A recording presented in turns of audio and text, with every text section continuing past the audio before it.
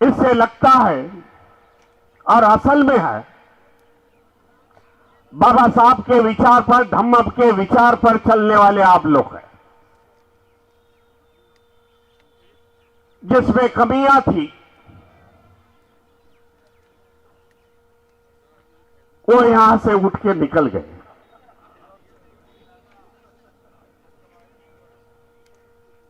हमारी वुमेन ऐसे ही लोगों पे चलेगी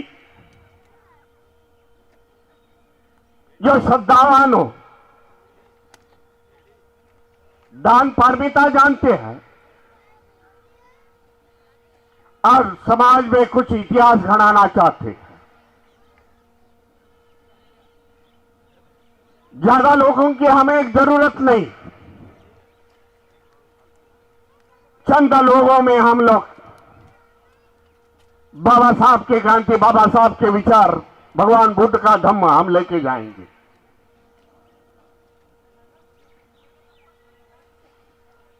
आज भंते सुमेध जी ने, सुमेध रत्न जी ने जो विशाल अधिवेशन इस मेरठ में लिया है, सुबह में संख्या काफी थी, लेकिन भंते जी ने मुझे बताया कि 70 साल पहले बाबा साहब यही भूमि पे आए थे, यही मैदान में आए थे।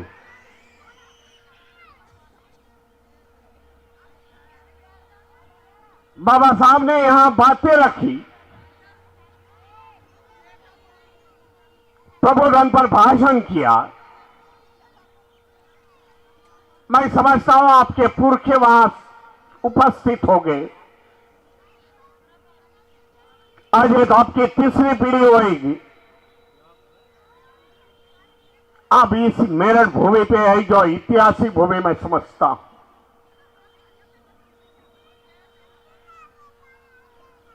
जहां जहां बाबा साहब गए हैं, जहां जहां बाबा साहब ने ऐसी मीटिंगें ली है, समाज को प्रबोधन किया है अपने भाषण से,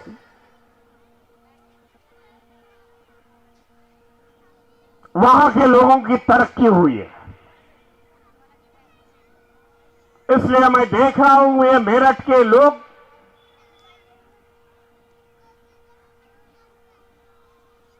आर्थिक रूप से सक्षम है, पढ़ाई में आगे है। मुझे बताया गया बंगले है, कारें है, ये बाबा साहब इधर आ गए इसके वजह से है, मैं समझता हूं।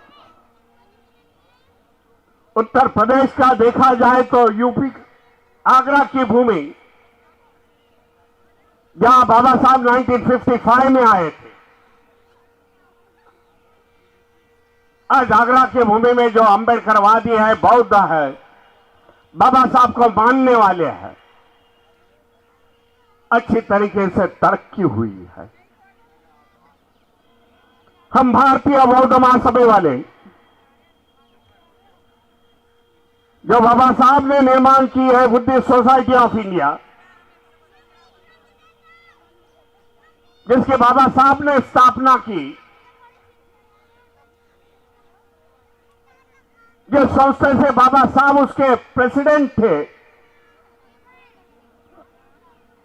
जिस संस्था के बैनर से बाबा साहब ने इस देश में धम्म क्रांति की, और कुछ लाख लोगों को जो महाराष्ट्र से थे, उन लोगों को धर्म परिवर्तित किया और वहां से इस देश में, इस भारत में बुद्ध धर्म का रिवाइवल हो गया, बुद्ध धर्म पुनर्जीवित हो गया। ये बाबा साहब की आखिरी क्रांति थी और हम बुद्धिस्ट सोसाइटी ऑफ इंडिया वाले, आप सभी जन उस धम्म क्रांति से जुड़े हुए हैं। बाबा साहब ने अपने जीवन में अनेक क्रांतियां की है। जिसकी शुरुआत बाबा साहब ने 1927 से माड़ के 14 तल से की, तालाब जिसको आप बोलते हैं, जो सामाजिक क्रांति है बाबा साहब की। एक संदेश दिया बाबा साहब ने उस समय कि हमें अधिकार है, हमें मानव अधिकार है। जो अधिकार उच्च वर्णीयों को है, वही अधिकार हमारे को भी है। इसके लिए बाबा साहब की वो पहली क्रांति इंपॉर्टेंट मैं समझता हूं, महत्वपूर्ण है। जिस तालाब से पानी लिया,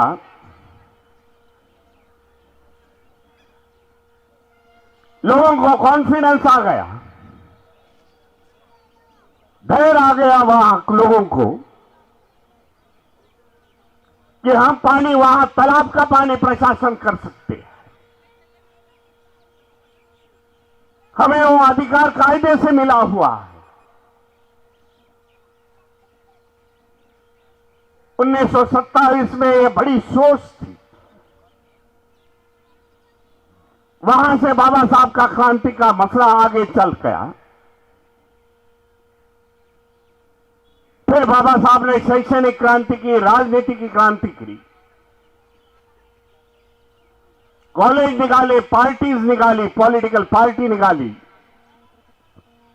शेड्यूल कास्ट फेडरेशन, और आखिरी में बाबा साहब ने धम्म क्रांति की।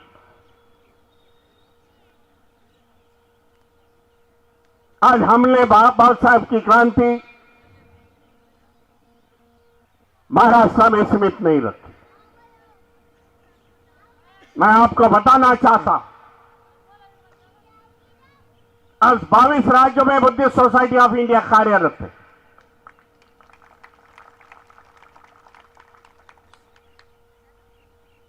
और सभा सम्मेलन के माध्यम से नहीं, सभा सम्मेलन होते जाते हैं, एक विचार देना देता है वक्ता, यहां के वक्ते।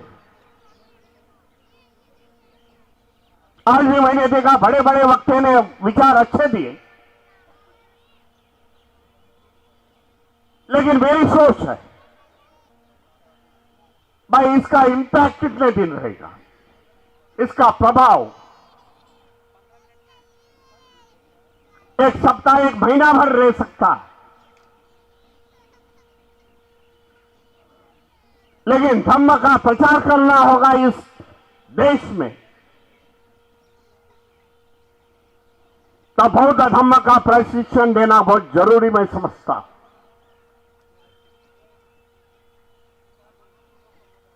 जो प्रशिक्षण से हमारे संस्कार कैसे होने चाहिए, सामनेर से माध्यम से, सामनेर बनाने से, महिलाओं को प्रशिक्षण देके, बाल सामनेर को प्रशिक्षण देके, इस प्रकार के 24 प्रशिक्षण हम लोग देते हैं बुद्धिस्ट सोसाइटी ऑफ इंडिया। उसमें डेवलपमेंट, ह्यूमन डेवलपमेंट की प्रोग्राम है, व्यापार विभाग का प्रोग्राम है। इसमें इस तरीके से हमें आगे बढ़ना पड़ेगा इस देश में। बस समय आ चुका है। मेरे पहले वक्तों ने भी बता दिया, मौर्य जी ने बता दिया अभी, कि आने वाले समय में हम लोग कुछ करोड़ों लोगों की इज्जत देश में धर्मांतरित करेंगे। सिलसिला चालू है। अनेक राज्यों में अनेक कायदे बने हैं धर्मांतर के विरोध में। मौर्य जी गवाह है इसमें। बनते सुमेत रत्न जी है, जिन्होंने गुजरात में जाते सूरत शहर में 1000 लोगों को धर्मांतरित किया। गुजरात आप समझते हैं, गुजरात की भूमि क्या, मनुवादी का गढ़ है। लेकिन आज लोग बौद्ध धर्म के और आ रहे हैं। हम क्या उनको बुलाने के लिए नहीं जाते हैं, लेकिन लोग आज आ रहे हैं बुद्धिस्ट सोसाइटी ऑफ इंडिया भिक्खु संघ के साथ। हमें बौद्ध धर्म में आना पड़ेगा, हमें दीक्षा दे दो, इस प्रकार की मांग आज देश में है।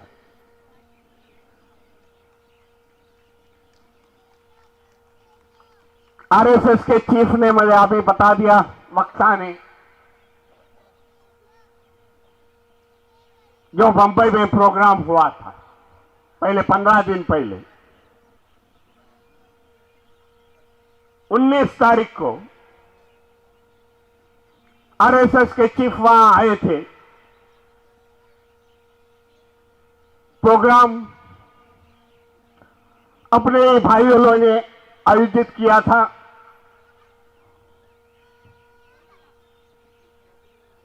हमारे इधर महाराष्ट्र में चर्मकार भाई बोलते हैं, उनको चर्मकार समाज के लोग थे। उस समय बाबा साहब के धम्म क्रांति में आए नहीं, उन लोगों ने वो कार्यक्रम की आयोजन की थी।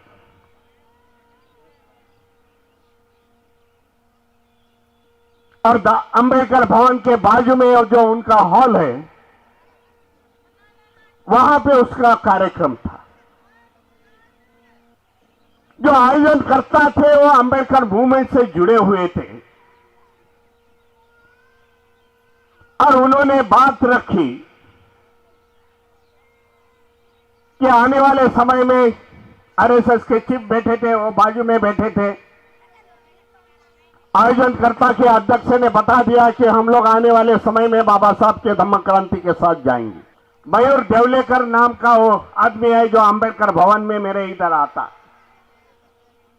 बोले पहले ही मैंने बात रख दी भीमराव जी कि आने वाले समय में हम लोग बाबा साहब के धम्म क्रांति के साथ जाएंगे, क्योंकि आपके लोग हैं, उच्च वर्णीय लोग हैं, हमें अछूत समझते हैं। जो भी हम आज पढ़े लिखे हैं, लेकिन धम्म की भावना से हमें नीचे तबके के समझते हैं।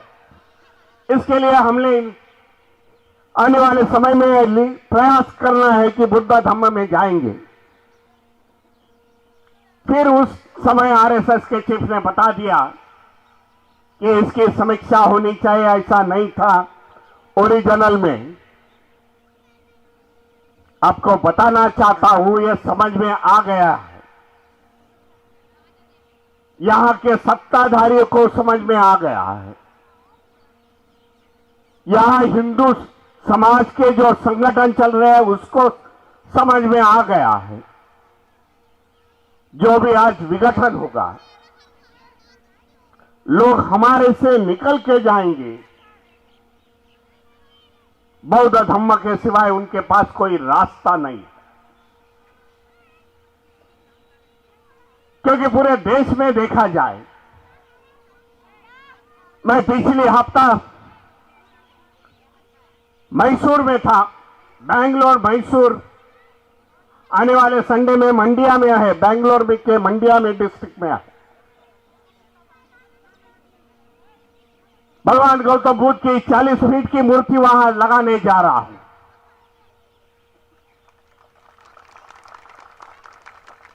नॉर्थ और साउथ में मैं काफी अंतर समझता हूं। साउथ में बाबा साहब को मानने वाले काफी हैं,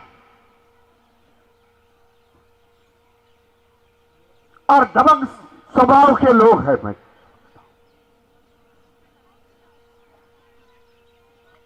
पूरा साउथ में देखा जाए तो बाबा साहब के तस्वीरें, बाबा साहब के स्टैच्यूज हर चौराहे में बाबा साहब का स्टैच्यू मिलेगा।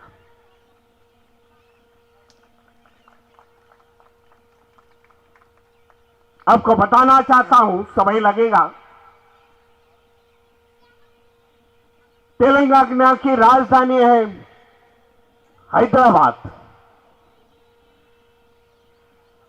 और हैदराबाद में जो नई बिल्डिंग अभी 17 फरवरी में जिसका उद्घाटन हो गया, जो सेक्रेटरीट बिल्डिंग है, आप मंत्रालय बोलते होंगे उसको, उन्होंने नाम रखा है सेक्रेटरीट। बहुत बड़ी बिल्डिंग है, सचिवालय भी बोल सकते हैं उसको। उसका नाम उन लोग ने रखा doctor BR Ambedkar secretariat house.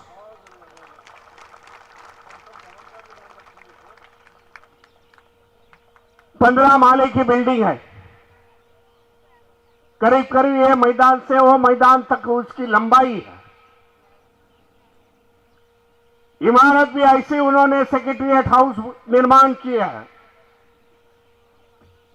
Hussain Sagar में भगवान गौतम बुद्ध की बड़ी प्रतिमा है। जब सेक्रेटरी हाउस का मंत्री कोई सेक्रेटरी बाहर आता है, पहली नजर भगवान गौतम बुद्ध की मूर्ति पर जाएगी। इस प्रकार का नियोजन। आने वाले समय में 125 फीट की मूर्ति, डॉक्टर बाबा साहब अंबेडकर की मूर्ति वहां उन लोग लगाने जा रहे हैं। क्योंकि मैं 15 दिन पहले वहां देख के आया हूं। बाबा साहब की मूर्ति का आधा काम हो गया है। इस प्रकार से मूवमेंट अब साउथ में चल रही है।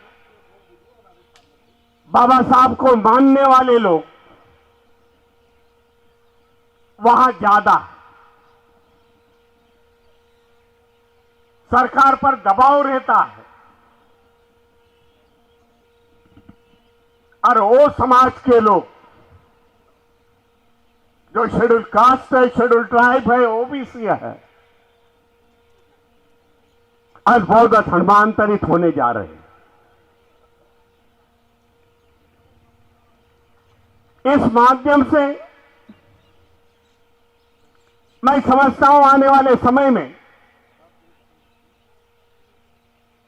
एक बाजू में भारतीय बौद्ध महासभा और दूसरे बाजू में भिक्खु संघ जहां आते हैं, हम जो साथ साथ चलेंगे, बाबा साहब की धम्म नीति लेके, और भी लंबा नहीं, जो बाबा साहब ने एक्सपेक्टेड किया था इस देश में, यहां के शेड्यूल कास्ट, शेड्यूल ट्राइब, वंचित समाज के लोग प्रबुद्ध समाज में निर्मित हो गए, और दिन मैं समझता हूं लंबा नहीं। आने वाले समय में जब हमारा धम्म का फाउंडेशन बड़ा हो जाएगा, मजबूत हो जाएगा, साथ साथ बाबा साहब की राजनीति, बाबा साहब की समाज नीति, बाबा साहब की आर्थिक नीति को हम लोग न्याय देने का इस देश में प्रयत्न करेंगे। कुछ वक्तों ने बता दिया, सुप्रीम कोर्ट के एडवोकेट, हम लोग जिस फेज से आज जा रहे हैं, जिस पीरियड से हम लोग निकल रहे हैं, हमारे लिए धोखादायक है। मैं समझता हूं 2014 से जो बाबा साहब ने आज प्रावधान किए थे संविधान में,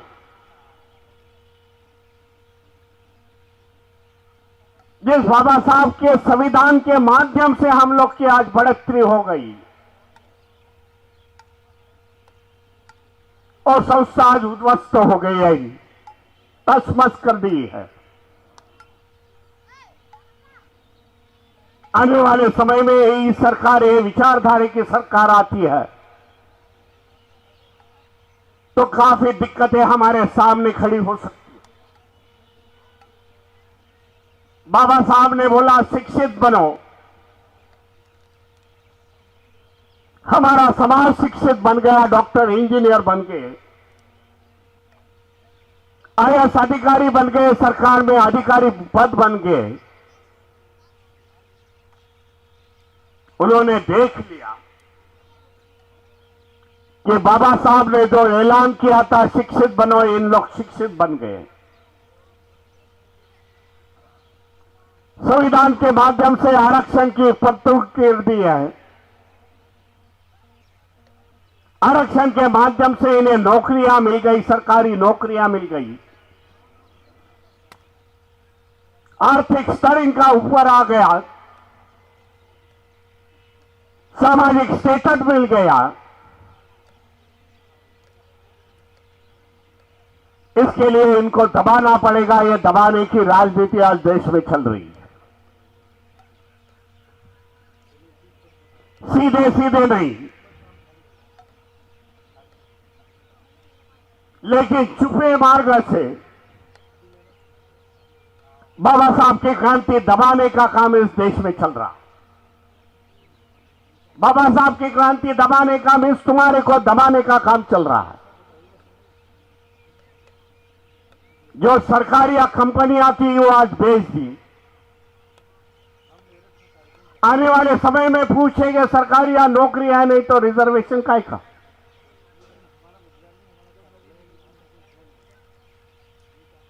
इतने पढ़े लिखे हैं लेकिन रिजर्वेशन नहीं है। प्राइवेटाइजेशन में हमारे लिए बहुत थोड़ा सेक्टर हमारा प्राइवेट सेक्टर में जा सकता है। एजुकेशन के मार्ग से वंचित समाज आगे जा रहा है।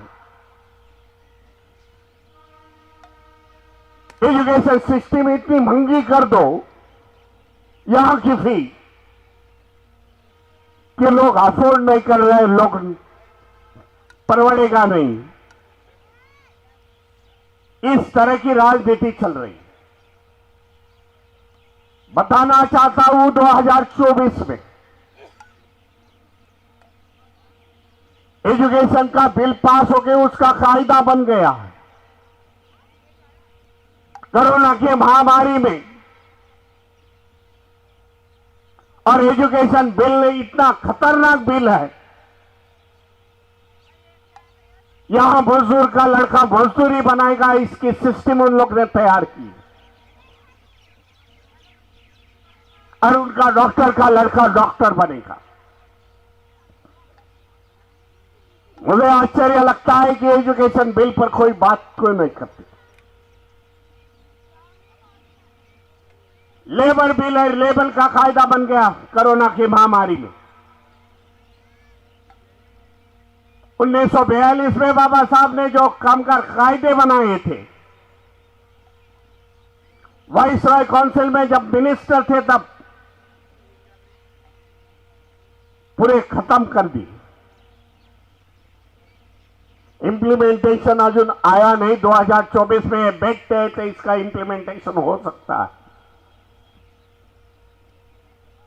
इस तरीके का माहौल आज देश में है। दुनिया में देखे जाए, सरकार देखी जाए, दुनिया की बात कर रहा हूं, वहां की सरकार सोचती है भाई मेरे नागरिक, मेरे सिटीजन ऑफ मेरे कंट्री के,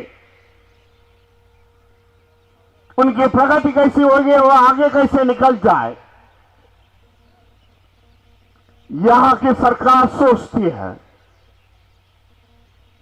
यहां के शेड्यूल कास्ट, बौद्ध, वंचित समाज के लोग, ओबीसी समाज के लोग फिर से इनको दबाया कैसा जाए ये सोचती है। यह फर्क है इन दोनों देशों में, दुनिया के देशों में नहीं, हमारे देशों में। इसलिए आने वाले समय में जिसका गौर किया इलेक्शन का, आने वाले 2024 में जनरल इलेक्शन, बाबा साहब ने हमें वोटिंग का अधिकार दिया वन वोट वन वैल्यू, जो अंबानी इंडस्ट्रियल वोट करेगा उसका जितना वैल्यू है उतना मजदूर का होगा। आने वाले समय में हमें देखना पड़ेगा जो संविधान में मानने वाली पार्टियां, जो महापुरुषों का सम्मान करने वाली पार्टियां, हमें उसे ही सेंटर में बिठाना पड़ेगा। यह हमारे भविष्य का मैं समझता हूं फैसला होगा। आने वाली पीढ़ी के लिए हमें सोचना पड़ेगा। बाबा साहब तो सब कुछ हमें देके गए, ऐसा नहीं होना चाहिए कि बाबा साहब ने दिया नहीं हम लोग ने गमा दिया। इसके लिए बताना चाहता हूं, बाबा साहब के क्रांति के साथ साथ आपकी तरक्की हुई है और कुछ न कुछ कंट्रीब्यूशन इस समाज को देना पड़ेगा।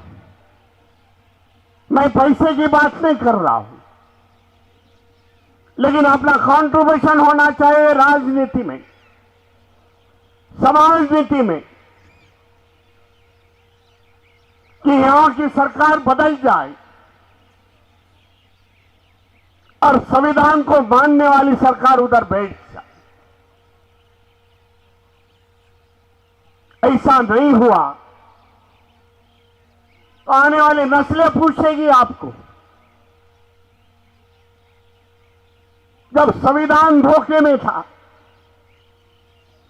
बाबा साहब आपको सब कुछ देके गए, तो आप क्या कर रहे थे? ऐसा सवाल आने वाली पीढ़ी आपको पूछ सकती है।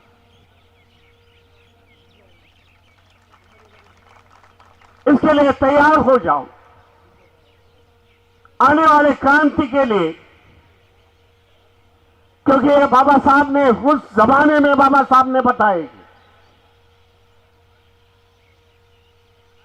बाबा साहब ने बताया मैं क्रांति करने जा रहा हूं। दीक्षा भूमि से 14 अक्टूबर 1956 में जब एक क्रांति होती है, उस जब एक प्रतिक्रांति होती है, ये बाबा साहब ने उस समय दोहराया था। आज मैं समझता हूं ये प्रतिक्रांति वाले ऊपर उठ के आ गए। उस समय तो बाबा साहब अकेले थे, आज हम लोग लाखों करोड़ों में है। इस प्रतिक्रांति को हम लोग ने दबाना चाहिए, यही बात रखता हूं। आने वाले समय में कुछ चंद महीनों में जनगणना होने जा रही है, सेंसस बोलते हो। उस समय भाई सेंसस के अधिकारी आपके पास आए तो धम्म का कॉलम है, उसमें बौद्ध लिखना न भूलना, और जाति के कॉलम में कौन से जाति से आप बिलोंग कर रहे हैं, कन्वर्ट हो गए, और लिखने की जरूरत है। मैं समझता हूं क्या हमें दिखाना है, राजनीति की बात नहीं, पर बाबा साहब की धर्म क्रांति इस देश में बरकरार है। बाबा साहब की धर्म क्रांति तेजी से जा रही है। हम इस देश में करोड़ों वासी लोग हैं जो बौद्ध धर्म से, बौद्ध विचारधारों से है। ये हमें बताने का एक अवसर, मौका है। मैं समझता हूं जो प्रतिक्रांति के लोग हैं उनको दिखाना पड़ेगा कि बाबा साहब की क्रांति अधिक गतिमान इस देश में हो रही है। जाति का कॉलम में लिखने का प्रयास इसके लिए है कि हर एक स्टेट में जो समाज कल्याण का फंड रहता है, सोशल वेलफेयर फंड, और उस जाति पर निर्भर करता है, उस जाति में नहीं लिखेंगे तो ये फंड कम हो सकता है, वेलफेयर स्कीम हमारी कम हो सकती है। इसके लिए लिखना बहुत जरूरी है। मैं समझता हूं, ज्यादा समय न लेते हुए मैं भंडे जी को धन्यवाद देता हूं, सुमित रत्न जी को, भंते हर्षवर्धन जी को। बड़ी बात रखी उन्होंने। हमारे सामने कई चुनौती है। महाबोधि टेम्पल का प्रश्न हमारे सामने है। हमारे बौद्धों के हाथ में वो विहार आना चाहिए, उसके लिए राजनीति सपोर्ट लगेगी। इस देश में बौद्ध संस्कृति हमें निर्माण करनी है। ये देश भगवान गौतम बुद्ध का देश है, ये प्रतिमा हमें निर्माण करनी पड़ेगी। इसके लिए अभिमान से बोल दो हम लोग बौद्ध है, गर्व की बात नहीं करेंगे। गौरव ये शब्द मेरे लिए उचित नहीं समझता हूं, लेकिन अभिमान से आने वाले समय में बोल दो कि हम लोग बौद्ध समाज से हैं।